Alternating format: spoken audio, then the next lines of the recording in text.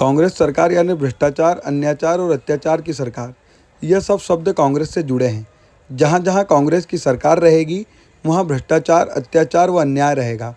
जबकि भाजपा रहेगी तो विकास रहेगा, स्वाभिमान रहेगा, सम्मान रहेगा एवं तरक्की रहेगी। कांग्रेस पार्टी का मतलब ही झूठ, लूट, धोखा, फरेब, वंशवाद है। जब देश में यूपीए की सरकार थी तब देश में पनडुब्बी घोटाला, कोयला घोटाला, मनरेगा में घोटाला, मतलब हर तरफ घोटाला ही घोटाला। जल, जमीन और पाताल तक में घोटाला। कांग्रेस पर उक्त तीखे शब्द बाण चलाए भाजपा के राष्ट्रीय अध्यक्ष जेपी नड्डा ने। उन्होंने भाजपा प्रत्याशी सचिन बिरला के समर्थन में मंगलवार को बड़वा में भाजपा की एक विशाल जनसभा को संबोधित किया, जिसमें क्षेत्र के हजारों भाजपा कार्यकर्ताओं व ग्रामीण क्षेत्रों के मतदाताओं की मौजूदगी रही। उन्होंने आगे कहा कि जब घोटालों की बात चले तो हम कमलनाथ को कैसे भूल सकते हैं। पिछले 15 महीने की सरकार में 10 दिन में किसानों का कर्जा माफ़ करने की घोषणा की थी, किंतु कर्जा तो माफ़ नहीं हुआ, 11 लाख किसान डिफ़ाल्टर जरूर हो गए। उन्होंने जनसभा में मौजूद भीड़ से पूछा कि बताओ यह धोखा, छल, फरेब है कि नहीं। उन्होंने धारा प्रवाह अंदाज में आरोप लगाया कि कांग्रेस ने मात्र 15 महीने की सरकार में मध्य प्रदेश में इरिगेशन घोटाला, वेयरहाउस घोटाला, छात्रवृत्ति घोटाला किया। सिर्फ कमलनाथ ही नहीं, उनके भतीजे और भांजे भी इससे दूर नहीं रहे। दोपहर के लगभग 12:30 बजे हेलीकॉप्टर से कॉलेज ग्राउंड पर उतरकर बस स्टैंड स्थित जनसभा के मंच पर आए राष्ट्रीय अध्यक्ष नड्डा ने अपने 40 मिनट के संबोधन में भाजपा की केंद्र व राज्य सरकार की उपलब्धियां भी गिनाई। उन्होंने कहा कि 2014 के बाद भारत आज विश्व की 5वीं अर्थव्यवस्था बन गया है और 2024 में एक बार फिर सरकार बनने के बाद हम विश्व की तीसरे नंबर की अर्थव्यवस्था के पायदान पर रहेंगे। एक समय था जब मध्य प्रदेश, राजस्थान, बिहार व यूपी जैसे राज्य बीमारू राज्य कहलाते थे, किंतु पिछले कुछ सालों में ही भाजपा ने इन राज्यों को बीमारू राज्य से विकासशील राज्य की श्रेणी में खड़ा कर दिया है। उन्होंने कहा कि आज मैं यहाँ पर कार्यकर्ताओं में जो जोश देख रहा हूँ उससे स्पष्ट प्रतीत हो रहा है कि आपने भाजपा प्रत्याशी सचिन बिरला को विधानसभा में भेजने का मन बना लिया है। कैसे छोड़ दूं कमलनाथ जी को? 15 महीने की सरकार याद है ना? याद है ना? क्या कहा था? 10 दिन में कर्जा माफ कर दूंगा। 10 दिन में आपको मालूम है 11,97,000 किसान डिफॉल्टर हुए। कितने? 11,97,000 यानी 12 लाख किसान। बोलो धोखा है कि नहीं है? छलावा है कि नहीं है? धोखा है कि नहीं? उसी तरीके से आप बताइए, ये इरिगेशन कॉम्प्लेक्स प्रोजेक्ट में घोटाला हुआ था कि नहीं हुआ था? कितने का हुआ था मालूम है? 4,100 करोड़ रुपए का। छोटा काम नहीं करते, मोटा काम करते। इरिगेशन में घोटाला, कॉम्प्लेक्स में घोटाला हुआ 4,100 करोड़ रुपए का। आप बताइए, वेयर हाउस की खरीदी में घोटाला हुआ कि नहीं हुआ? हुआ कि नहीं हुआ? 281 करोड़ रुपए की गड़बड़ी हुई। उसी तरीके से कमलनाथ के पूर्व ओएसडी के घर से सैकड़ों करोड़ रुपए बरामद हुए थे कि नहीं हुए थे? हुए थे कि नहीं हुए थे?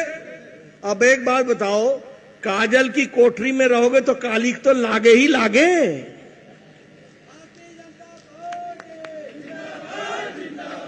बताइए,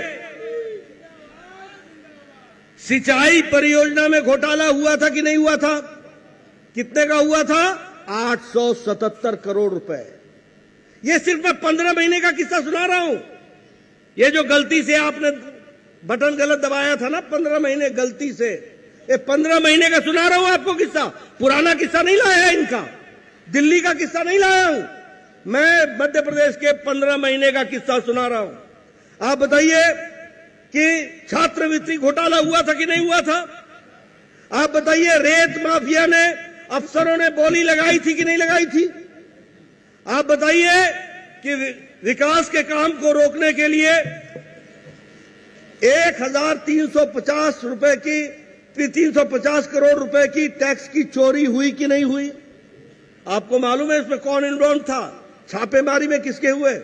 कमलनाथ जी के भतीजे ने 2019 में छापेमारी में 1,350 करोड़ रुपए से ज्यादा की टैक्स की चोरी की। ये 15 महीने का किस्सा है भैया। उसी तरीके से ऑगस्टा वेस्टलैंड में घोटाले में कमलनाथ जी के भांजे रतुल पुरी ने 7,600 करोड़ रुपए का जो घोटाला हुआ उसमें 780 करोड़ रुपए का घोटाला इनके नाम पर सामने आया। मतलब कमलनाथ तो छोड़े, भतीजे और भांजे भी लगे हुए हैं। ये 15 महीने का किस्सा है भैया। इसीलिए मैं बोलता हूं, कांग्रेस पार्टी की सरकार भ्रष्टाचार की सरकार, अनाचार की सरकार, आपके साथ अत्याचार करने वाली सरकार है। अब मैं आपसे पूछता हूं, बताओ 9 साल में मोदी जी के नेतृत्व में देश आज 5वें नंबर की अर्थव्यवस्था बन गई कि नहीं बन गई? बन गई कि नहीं बन गई? देश मजबूत हुआ कि नहीं हुआ?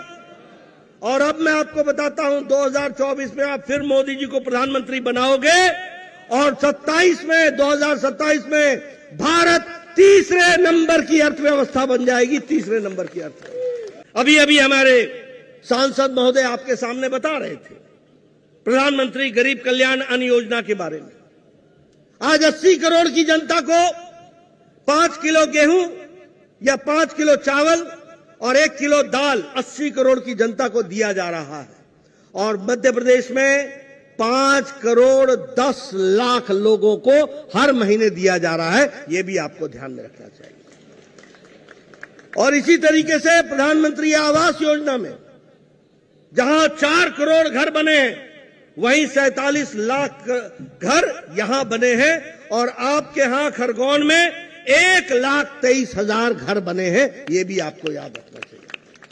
लेकिन मैं आपसे पूछता हूं, जब 15 महीने की सरकार थी कमलनाथ की, तो इन्होंने आवास योजना में घर बनाना बंद कर दिया था कि नहीं कर दिया था? कर दिया था कि नहीं कर दिया था? रोका था कि नहीं रोका था? अब तुमने भी उनको चुनाव में रोक लेना और कमल खिला देना, विकास की तरफ आगे बढ़ चलोगे।